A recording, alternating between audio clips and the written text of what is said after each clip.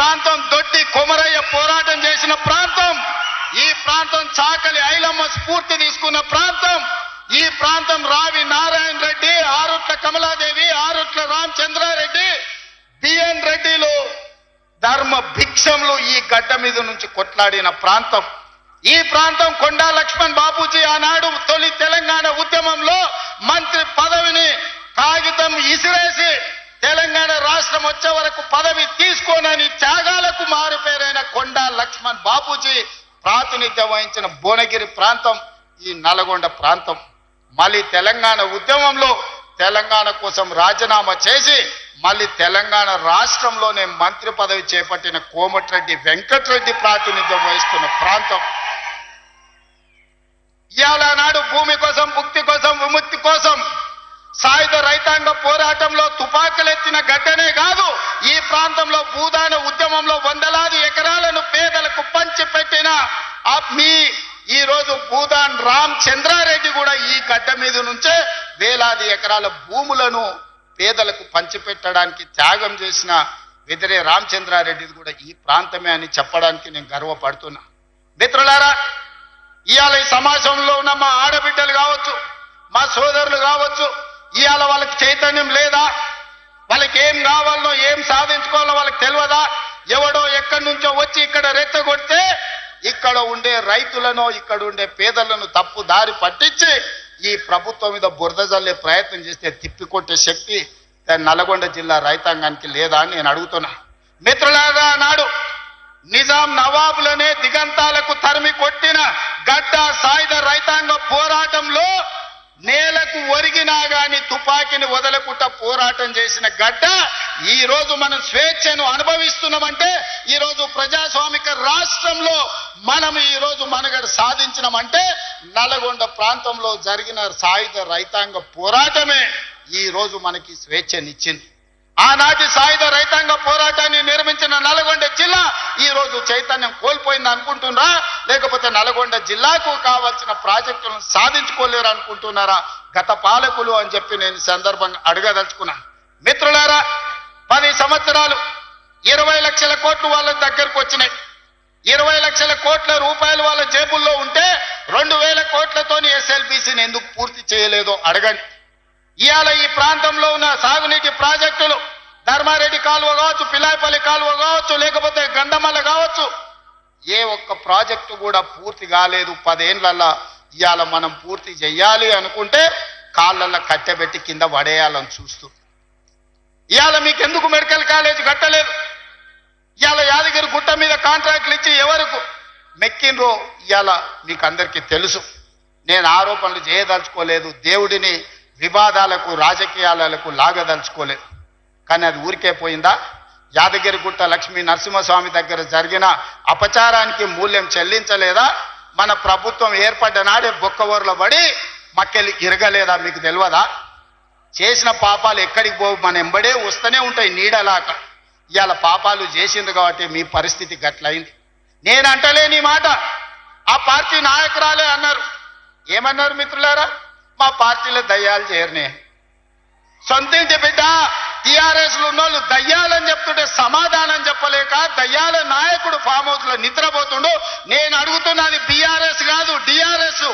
DRS అంటే దయ్యాల రాజ్య సమితి. అది ఇయాల అది భారత రాష్ట్ర సమితి కాదు, అది దయ్యాల రాజ్య సమితి. అందుకే ఇవాళ ఈ వేదిక మీద నుంచి తెలంగాణ ప్రజలకు నేను మాట ఇస్తున్నా, అవి దయ్యాలు కాదు, కొరివి దయ్యాలను వాళ్ళని పొలిమేర్లు దాటే వరకు తరిమి కొట్టే బాధ్యత 4 కోట్ల తెలంగాణ ప్రజల తరఫున మీ సోదరుడిగా నేను ఆ బాధ్యత తీసుకుంటా. ఖచ్చితంగా ఈ కొరివి దయ్యాలను పొలిమేర్లు దాటే వరకు తరిమి కొట్టాలి. దాంట్లో మీ సహకారం ఉండాలి. నల్గొండ బిడ్డలు ముందు బాగానే నిలబడాలి అని చెప్పి నేను మా మిత్రులకు విజ్ఞప్తి చేస్తున్నా. ఇవాళ మిత్రులారా, నేను ప్రభుత్వ ఉద్యోగుల గురించి చర్చించినాం. ప్రభుత్వ ఉద్యోగుల సమస్యలు పరిష్కరించాలనే ప్రయత్నం చేసినాం. వాళ్ళ డిఏల సంగతి, వాళ్ళ సమస్యల సంగతి మా బట్టి విక్రమార్క గారు, మా నాయకులు శ్రీధర్ బాబు గారు అందరు చర్చించి ఒక కొలిక్కు పట్టుకొచ్చినాం. ఇవాళ మాట్లాడుతున్నాడు వాళ్ళ సమస్యలు మీరు పరిష్కరించలేదని. వాళ్ళందరేమో హర్షం వ్యక్తం చేసింది.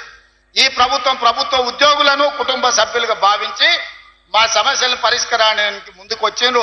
మనస్ఫూర్తిగా ధన్యవాదాలు తెలియజేస్తున్నామని. సరే, ఆరోపణలు ప్రత్యారోపణలు పక్కన పెట్టండి. నేను ఇవాళ వేదిక మీద నుంచి 5 లక్షల తెలంగాణ ప్రభుత్వ ఉద్యోగులను అడుగుతున్నా, వాళ్ళ సతీమణులను నేను అడుగుతున్నా. మీ సోదరుడుగా అక్క, అవ్వ, అమ్మ 10 ఏళ్లలో చంద్రశేఖరరావు ముఖ్యమంత్రిగా ఉన్నప్పుడు ఏనాడైనా మొదటి తారీఖు నాడు మీ ఆయన జీతాలు ఖాతాలో పడ్డాయా? నెల జీతం మొదటి తారీఖు నాడు వస్తే వచ్చే ఎన్నికల్లో నాకు ఓటు వేయకండి. నేను తెలంగాణ రాష్ట్ర ప్రభుత్వానికి ముఖ్యమంత్రిగా బాధ్యత చేపట్టినాక ఈ 5 లక్షల ప్రభుత్వ ఉద్యోగస్తులకు మొదటి తారీఖు నాడే మొత్తం జీతం మీ ఖాతాలో వేస్తే మీరు అండగా నిలబడండి, ప్రజా ప్రభుత్వాన్ని ఆశీర్వదించండి. నెల నెల ప్రభుత్వ ఉద్యోగులకు జీతాలు ఇవ్వలేనోడు, దివాలా తీసిన దద్దమ్మలాగా ఇన్స్టాల్మెంట్ల జీతాలు చెల్లించినోడు ఇవాళ వచ్చి నన్ను ప్రశ్నిస్తాడా? నువ్వా నన్ను అడిగేది? 10 ఏళ్ళు రాష్ట్రాన్ని దోసుకొని రాష్ట్రాన్ని తగలబెట్టి రావణ కాష్టంగా మార్చి 8 లక్షల కోట్ల రూపాయల అప్పు చేసి రాష్ట్రాన్ని దివాలా తీపించి విద్యార్థులను, రైతులను, ఉద్యమకారులను పొట్టన పెట్టుకొని బంగారు తెలంగాణ ముసుగులో బొందలగడ్డ తెలంగాణ చేసిన దిక్కుమాలిన ప్రతి ఎదవ ఈ రోజు మనల్ని వచ్చి విమర్శిస్తాడా? కార్యకర్తలారా ఆలోచన చేయండి. 18 నెలల్లో ఎన్నడైనా మనం నిద్రపోయినామా? 18 నెలలలో ఎన్నడైనా కార్యకర్త నుంచి నాయకుల వరకు ఎవరినైనా కలవకుండా ఉన్నామా? ఇవాళ ఎవరిని కలవకుండా చూసిన వాళ్ళు కలవకుంటోళ్ళు, మనం కాదు. ఎన్నిసార్లు బయటకు వచ్చిండు, ఎన్నిసార్లు ప్రజల్ని కలిసిండు ఆయన అడగాలి. మా అక్కల్ని అడుగుతున్నా, అక్క ఏనాడైనా ముఖ్యమంత్రిని చూసిర్రా? ఇంతకుముందే వాసాల మర్రిలా ఆయన వచ్చినాడు. ఎవరికి? ఆకుల ఆగవ్వకు అల్లనేరేడు పండించిండంట. ఆ అల్లనేరేడు పండి తిన్నందుకు ఆమె పోయి దావకాండ అంటే మా అక్క కూడా ఇక్కడికి వచ్చే ఉంటుంది నాకు తెలిసి. ఇవాళ వాసాల మరిలో ఇళ్ళని కూలగొట్టి శ్మశానం చేసి కూర్చున్నాడు. దాని ఆదర్శ గ్రామంగా తీర్చిదిద్దుతా అన్నాడు. మరి ఆ వాసాల మరి పరిస్థితి ఏముందో నాకైతే తెలియదు. కానీ మా చామలకీరను, మా బీర్ల ఐలేను పోయి చూసిరమ్మంటున్నా. వాళ్ళకి ఆయన అన్యాయం చేసిపోతే న్యాయం చేసే బాధ్యత మన మీద ఉన్నది. వాళ్ళ ఉన్న ఇల్లు వీకి పందిరేసి, పందిరి కూడా కాదు, ఇల్లు వీకి మొత్తం ఎక్కడిదక్కడ చేసిపోయింది. వెనకటి కనుకే పెద్దోళ్ళు చెప్పారు, పనిమంతుడు పందిరేస్తానంట కుక్కతోక తలిగి కూలిపోయిందంట. ఇవాళ వాసాల మరిలా ఈయన ఇట్ల గీసి అట్ల గీసి ఫామ్ హౌస్కి ఇట్లకెళ్ళ రోడ్ వేసుకోనికి అన్ని నక్కచిత్తుల వ్యవహారాలతోటి ఈరోజు ఎర్రవల్లి ఫామ్ హౌస్కి ఇక్కడ నుంచి రోడ్ వేసుకోనికే వాసాల మర్రిని మొత్తం కుప్ప కూర్చిపోయి శ్మశానం లాగా చేసిండు. మరి నాకైతే బాధ్యత ఉంది కదా. ఆయన అల్ల కల్లోలం చేసినా, ఆగమాగం చేసినా అన్నిటిని సరిదిద్దాలన్న ఆలోచనతోటి ఇవాళ రైతులను కావచ్చు, ఆడబిడ్డ మహిళల్ని కావచ్చు, విద్యార్థులను కావచ్చు, నిరుద్యోగ యువకులను కావచ్చు, ఉద్యమకారులను కావచ్చు, దళితులను కావచ్చు, గిరిజనులను కావచ్చు, ఆదివాసులను కావచ్చు, మైనారిటీలను కావచ్చు, వీళ్ళందరి కష్ట సుఖాలు తెలుసుకొని విధి విధానాలు తయారు చేసి ఇవాళ వాళ్ళందరినీ అభివృద్ధి పాఠం వైపు నడిపించాలని నేను ప్రయత్నం చేస్తున్నాను. మిత్రులారా, నేను ఇవాళ సూటిగా అడుగుతున్న నిరుద్యోగ యువకులను, వచ్చిన మొదటి సంవత్సరంలోనే 60,000 ప్రభుత్వ ఉద్యోగ నియామకాలు చేపట్టి ఈ దేశంలోనే మొట్టమొదటి రాష్ట్రంగా తెలంగాణ రాష్ట్రం నిలబడ్డదా లేదా? 60,000 మందికి ఉద్యోగాలు ఇచ్చినమా లేదా? ఎల్బీ స్టేడియం వేదికగా అని చెప్పి నిరుద్యోగ యువకులను అడుగుతున్నా. ఇవాళ ప్రైవేట్లో 3 లక్షల కోట్ల రూపాయలు పెట్టుబడి తెచ్చి ఇంజనీరింగ్ డాక్టర్లు చదువుకున్న మన తెలంగాణ విద్యార్థులకు ప్రైవేటులో 1,00,000 ఉద్యోగాలు ఇప్పించి ఇవాళ కుటుంబాలను ఆదుకునే ప్రయత్నం చేస్తున్నాం.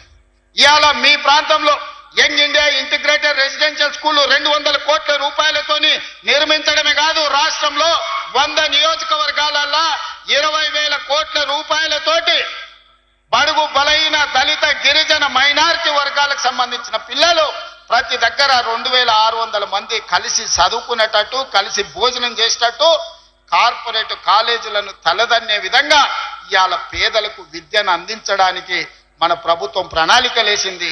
ఇవాళ ఆలేరులో ఆ పాఠశాల ప్రారంభోత్సవం చేసుకున్న పనులను కట్టాలని, ఈ ప్రాంతంలో ఉండే బీసీ, ఎస్సీ, ఎస్టీ, మైనారిటీ పిల్లలందరూ కలిసి చదువుకోవాలి, సోదర భావం పెంపొందించాలని ఇవాళ మంజూరు చేయలేదా? అదేవిధంగా ఈరోజు మనకు స్పోర్ట్స్ విషయంలో మెడల్స్ రాకపోతే యంగ్ ఇండియా ఇంటిగ్రేటెడ్ స్పోర్ట్స్ యూనివర్సిటీతో పాటు అకాడమీని, స్కిల్ లేని వాళ్ళకి యంగ్ ఇండియా స్కిల్స్ యూనివర్సిటీని ప్రారంభించుకొని ఈరోజు ప్రపంచంతోనే పోటీ పడే విధంగా మన పిల్లల కోసం మనం బాగు చేసుకుంటలేమా? ఇవాళ మెడికల్ కాలేజీ ప్రాంతానికి ఇచ్చిన మాట వాస్తవం కాదా సోదరులారా? గంధమల్ల ప్రాజెక్టు వాళ్ళు పడావు పెట్టిపోతే ఆ గ్రామాలు మునుగుతున్నాయని రైతులు బీర్లు ఐలేయని తీసుకొని వచ్చి మాట్లాడితే గ్రామాలు మునగకుండా ఆ ప్రాజెక్టును పూర్తి చేయడానికి ఈరోజు ప్రణాళికలు వేసుకున్న మాట దాదాపుగా 600 కోట్ల రూపాయలు మంజూరు చేసింది నిజం కాదా? ఇవాళ నీళ్ళు ఎక్కడికి వెళ్ళి వస్తున్నాయి అంటున్నాడు. ఎస్ఆర్ఎస్పి నీ తాత కట్టిండా? ఎల్లంపల్లి మిడ్మానేరు మీ ముత్తాత కట్టిండా? మా కాంగ్రెస్ పార్టీ పండిత్ జవహర్లాల్ నెహ్రూ మొదలుపెట్టిన ఎస్ఆర్ఎస్పి శ్రీపాద ఎల్లంపల్లి మిడ్మానేరు ప్రాజెక్టులు మేము కట్టినాం. ఈరోజు గంధమ్మలకి ఎట్లా నీళ్లు దేవాళ్ళు మాకు తెలియదా? నిధులు ఇచ్చినోనికి నీళ్ళు ఇచ్చేది తెలియదానే? తెలియదా? అన్నం పెట్టిన అవ్వకు ఉండనికే తొడుక్కోనికే బట్టలు ఇచ్చేది తెలియదా? ఇవాళ ఇందిరమ్మ ఈరోజు ఏ గ్రామానికైనా వెళ్దాం, నేను సూటిగా సవాలు విసురుతున్నా. పేదోడు ఉంటున్న ఇల్లు ఇందిరమ్మ ఇల్లు కాదా?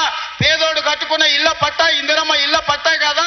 పేదోడు దుక్కి దున్నుకుంటున్న భూమి అసైన్మెంట్ పట్టాల పేరు మీద బీసీలకు ఎస్సీలకు ఎస్టీలకు లక్షల ఎకరాల భూ పంపకాలు చేసింది ఇందిరమ్మ కాదా? ఆ ఇందిరమ్మ మా అమ్మ కాదా? మా కాంగ్రెస్ పార్టీ తల్లి కాదా ఇందిరమ్మ? ఆమె నాయకత్వంలో పనిచేసే మేము ఇవాళ ఈ ప్రాంతాన్ని అభివృద్ధి చెయ్యాలని మేము ముందుకు వస్తే, అదేవిధంగా ఈరోజు రాష్ట్ర స్థాయిలో 4.5 లక్షల ఇందిరమ్మ ఇండ్లు మళ్ళీ మంజూరు చేసి పనులు ప్రారంభించి పొంగులేటి శ్రీనివాసరెడ్డి గారు పర్యవేక్షిస్తలేరా? ఇదే కాదు, మా అక్కల్ని అడుగుతున్నాయి. మా ఆడబిడ్డలు ఈడుండ్రు. అక్క, ఆనాడైన ప్రభుత్వంలో మీరు అమ్మగారి ఇంటికి పోవాలన్నా అమ్మోరిని దర్శించుకోవాలంటే ఇంటి ఆయనను బస్సు కిరాయి పైసలు అడిగేది, అవునా? అయితే కొడుకుని అడగాలి, లేకపోతే ఇంటి ఆయనను అడగాలి. ఎందుకమ్మా ఈ పండుగ ఎందుకు మళ్ళీసారి పోదు అమ్మగారి ఇంటికంటే ఊకుండాల్సి వస్తుంది. కడుపులో దుఃఖం ఉన్నా దాచిపెట్టుకొని ఉండేది. కానీ ఇవాళ ఇంటి ఆయన పొలం కాడికి పనికి పోతే అమ్మగారింటికి పోయి చూసి ఒక్క సిల్లి గవ్వ లేకున్నా ఆర్టీసీ బస్సు చెయ్యి చూపితే ఉచితంగా బస్సు ఎక్కుతలేరా? అక్క నిజం చెప్పండి. మా అక్కలు నేను అడుగుతున్నా, మీ తమ్ముడు ముఖ్యమంత్రి అయినాక తెలంగాణ రాష్ట్రంలో మీరు ఎవరైనా ఒక్క పైసా పెట్టి టికెట్ కొన్నారా? ఆర్టీసీ బస్సు బాజాప్తా ఇయ్యాల మీరు ఉచితంగా ప్రయాణం చేస్తలేరా? మా అక్కల్ని ఒక్కసారి ఆలోచన చేయమంటున్నాం. అదే విధంగా మా సంఘాల సభ్యులకు 21,000 కోట్ల రూపాయల బ్యాంకుల లింకేజ్ ఇచ్చినాం.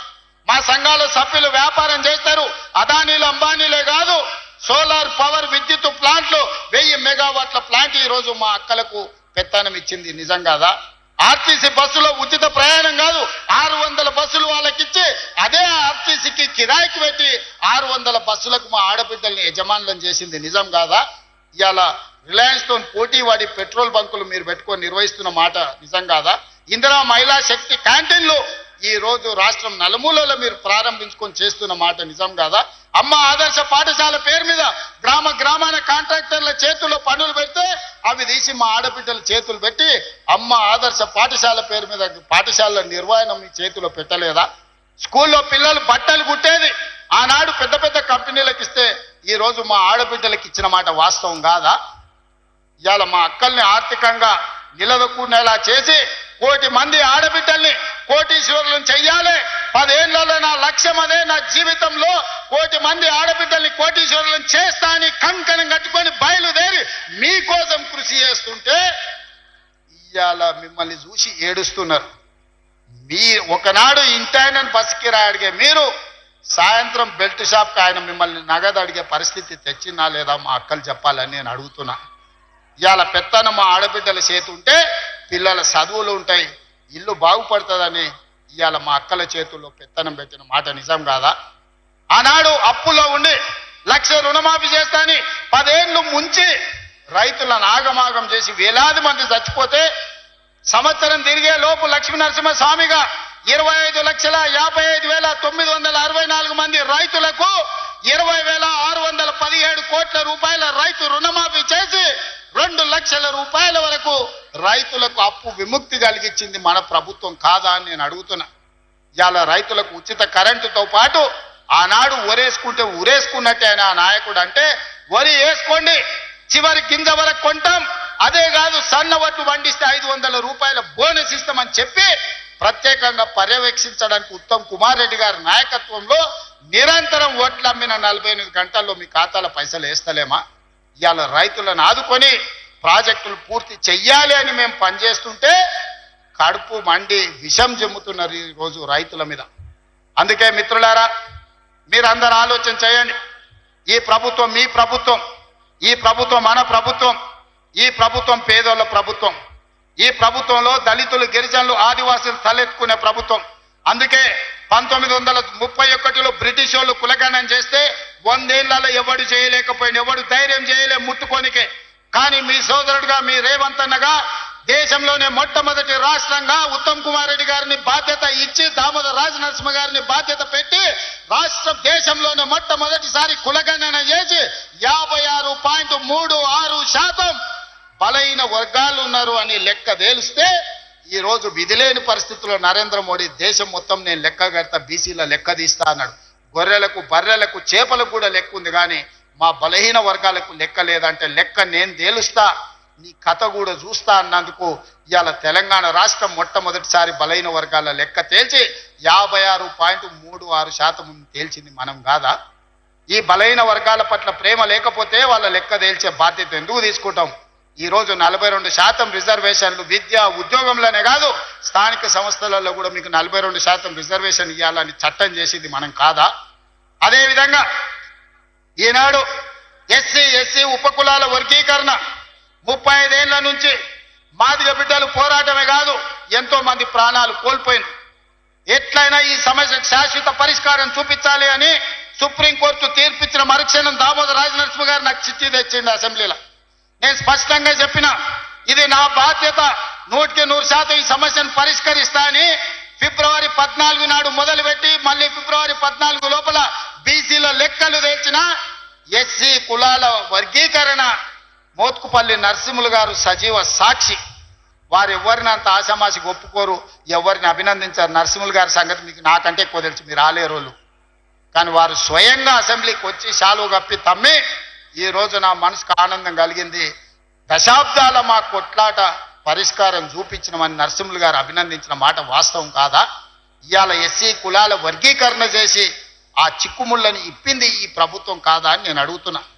ఇన్ని రకాలుగా రైతులను, మహిళల్ని, విద్యార్థులను, నిరుద్యోగులను, ఉద్యమకారులను, బలహీన వర్గాలను, దళిత వర్గీకరణతో పాటు ప్రతి సమస్యను పరిష్కరించుకుంటా 18 నెలల్లో మనం ముందుకు వెళ్తుంటే 10 ఏళ్ళు రాష్ట్రాన్ని దోసుకున్నాడు. ఇవాళ నువ్వు దిగిపో అని అంటుండు. మిత్రులారా, మీరు ఆలోచన చెయ్యండి. నాకేం లేదు కోరికలు, ఆయనను పట్టుబట్టాలనుకున్నా, పట్టుబట్టినా, పని బట్టినా, పడగొట్టడమే కాదు ఆ కుర్చీలో కూర్చున్నా. జీవితంలో నా లక్ష్యాన్ని నేను నెరవేర్చుకున్నా. ఇక మీ లక్ష్యాన్ని నెరవేర్చడానికి మీ సోదరుడిగా కష్టపడాలని నేను అనుకుంటున్నా. నాకు ఇంకేం కోరికలు లేవు. నన్ను ఇబ్బంది పెట్టినోని, నన్ను జైలు పెట్టినోని ఖచ్చితంగా జైలు నుంచి బయటకు వచ్చిన రోజు ఒక మాట చెప్పిన, తొడగొట్టి చెప్పిన, నిన్ను పడగొట్టే వరకు కళ్ళు ముయ్యను అని చెప్పి పడగొట్టి చూపించిన. ఇవాళ మీ అందరికీ నా విజ్ఞప్తి ఒక్కటే, 10 ఏళ్ళు ఆశీర్వదించండి. ఈ తెలంగాణ రాష్ట్రాన్ని $1 ట్రిలియన్ ఎకానమీగా మార్చి ప్రపంచానికి ఆదర్శంగా నిలబడి బెంగళూరు, చెన్నైయో, ముంబైయో, ఢిల్లీతో కాదు న్యూయార్క్, టోక్యో, జపాన్ దేశాలతో పోటీ పడే విధంగా తెలంగాణ రాష్ట్రాన్ని అభివృద్ధి పదం వైపు నడిపించే శక్తిని మీరు ఇవ్వండి మిత్రులారా. మీరిచ్చే శక్తితోని మూసీ నది ప్రక్షాళన చేస్తా, రీజనల్ రింగ్ రోడ్డు నిర్మిస్తా, భారత్ ఫ్యూచర్ సిటీని ప్రపంచానికి ఒక గొప్ప నగరంగా అందిస్తా. ఈ రోజు బలహీన వర్గాల పిల్లలు డాక్టర్లు, లాయర్లు, ఇంజనీర్లుగా, ఐఏఎస్లు, ఐపీఎస్లుగా రాణించి ఈ దేశ పునర్నిర్మాణంలోనే మీరు భాగస్వాములుగా ఉండాలి, మీకు బాధ్యత ఉండాలి అనే విధంగా తీర్చిదిద్దే విధంగా నేను ప్రయత్నం చేస్తాం మిత్రులారా. అందుకే ఇవాళ మిమ్మల్ని అందరిని అడగదలుచుకున్నాం. లక్ష్మీ నరసింహస్వామి కాళ్ళ దగ్గర ఈరోజు మనందరం కూర్చున్నాం. ఆ స్వామి సాక్షిగా అభివృద్ధి చేసే శక్తిని ఇవ్వండి. ఈ తెలంగాణ రాష్ట్రాన్ని, ఆగమైన తెలంగాణను మనం పునర్నిర్మించుకుందాం. ఇవాళ ఒక్క నోటీస్ ఇస్తేనే ఆయన ఆగమాగం అవుతున్నాడు. నెలల కొద్ది జైళ్ళలో గడిపిన మేమేమనుకోవాలి? నువ్వు దేవుడువా? నువ్వు మనిషివే కదా. ఆనాడు ప్రధానమంత్రిగా పనిచేసిన పివి నరసింహారావు ఒక సెషన్స్ మేజిస్ట్రేట్ ముందర పోయి చేతులు కట్టుకొని నిలబడ్డాడు కోర్టు నోటీస్ ఇస్తే. మీకెందుకయ్యా అంత బలుపు? మీరు చేసిన తప్పులకి ఇవాళ కమిషన్ నోటీస్ ఇచ్చింది. జవాబు చెప్పాల్సింది పోయి ఎదురుదాడి మా మీద చేస్తారు. నువ్వు మా మీద దాడి చేసుడు కాదు, ఇది కాళేశ్వరం కమిషనా కాంగ్రెస్ కమిషనా అడుగుడు కాదు. నీ పార్టీలో ఉన్న దయ్యాల గురించి నీ బిడ్డనే చెప్పింది కదా. ఆ దయ్యాలు కొరివి దయ్యాలు ఎవడో తెలంగాణ ప్రజల్ని ఎట్లా పట్టి పీడిస్తుండ్రో ఇవాళ నీ బిడ్డ అడిగిన ప్రశ్నకు సమాధానం చెప్పమని బీఆర్ఎస్ నాయకులను అడుగుతున్నా. ఇప్పటి నుంచి అది దయ్యాల రాజ్య సమితే తప్ప అది భారత రాష్ట్ర సమితి కాదు. అది దయ్యాల పార్టీ అని మన కార్యకర్తలు ఊరూరాలు చెప్పాలి. ఎవడు కనిపించినా ఒకటే చెప్పారు, అరే దయ్యాలు వచ్చినాయి రా భయ అని. ఇంకా వాళ్ళని పేరు పెట్టి పిలువకారు ఎక్కడ కూడా. కనిపిస్తే చాలు దయ్యాలు వస్తున్నాయని ప్రజలకు చెప్పండి. ఎందుకంటే దయ్యాలతో ఉన్న ప్రమాదం తెలంగాణ ప్రజలకు తెలవాల్సిన అవసరం ఉన్నది.